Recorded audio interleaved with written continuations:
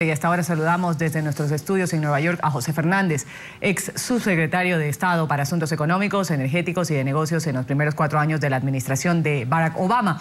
Actualmente socio del despacho de abogados Gibson, Dunn y Kutcher en Nueva York. Señor Fernández, un buen día. Gracias por estar con nosotros aquí en NTN 24. Jesús, encantado de estar en el canal de las Américas en NTN 24. Muchas gracias. Bueno, Chávez dejó la carga de su legado y el listado de sus adversarios en manos de Nicolás Maduro, que se hizo con la presidencia por un escaso margen contra Capriles. Maduro no ha podido desde entonces ni mejorar el desempeño económico del país, ni igualar los niveles de popularidad de su antecesor, Hugo Chávez. Lo que sí ha aumentado es la represión. ¿Puede estar peor la situación para los venezolanos? Bueno, Chávez dejó y el presidente Maduro heredó un país muy polarizado, un país dividido. No nos olvidemos de que en el 2010 hubo un referéndum contra el entonces presidente Chávez. Entonces ya de por sí Venezuela era un país polarizado. ¿Y qué es lo que ha pasado? Esta política económica del presidente Chávez estaba basada en los precios del petróleo. El petróleo, como ustedes han contado, ha caído el precio del petróleo, casi está en la mitad, y entonces esa política económica no la ha podido sostener el presidente Maduro. Entonces, ¿qué es lo que vemos?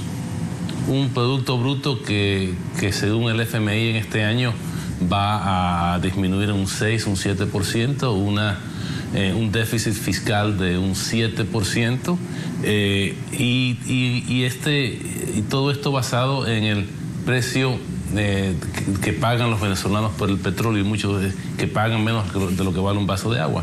Lo cual entonces, ¿qué es lo que ha pasado? Estamos en la buena suerte que tuvo el presidente Chávez, no la ha tenido el presidente Maduro, y entonces estamos viendo las consecuencias económicas. Eso yo creo que va a continuar. Yo creo que los problemas económicos en Venezuela se están profundizando, y yo creo que los próximos 2 años o más vamos a ver todavía mucho más polarización, mucha más división en Venezuela. Señor José Fernández, buenos días. Jesús Prado lo saluda. ¿Cuántos chavistas por convicción son hoy maduristas por obligación?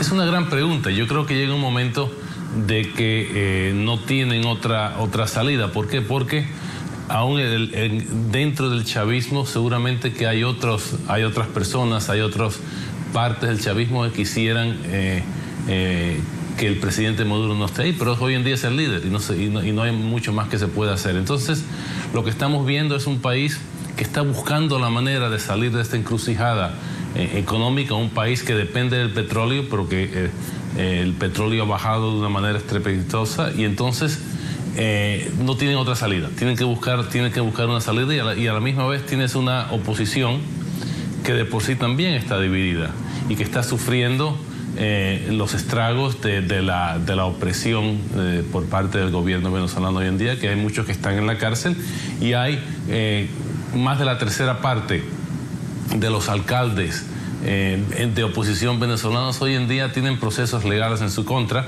muchos de ellos políticos, ¿no? Entonces vemos una polarización y una división, y yo creo que hoy en día los chavistas han decidido que tienen que seguir con Maduro y no tienen otra opción. Ahora, sobre esta posición, señor Fernández, que usted habla, que ha logrado Maduro reprimir, incluso apresar, estamos hablando de la última apresión del alcalde del metropolitano de Caracas, Antonio Ledesma.